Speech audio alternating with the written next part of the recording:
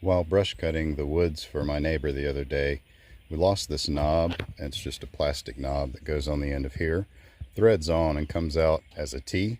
And it's the second time that we've lost it. I'm assuming it just got pulled off by a branch or a vine. And this is the engagement for the PTO. See the pulleys down there? This is part of how you put the attachments on and off. And this is just tensioning the belt. So I've decided I'm going to make a custom knob out of a piece of cedar that I have that's a little more smooth and streamlined, looking a little more like a classic gear shift knob. And I think it'll look nice as well. So we'll prepare the piece, and then I've got a tap and die set that will match the threads there, and thread it on and give it some nice decoration.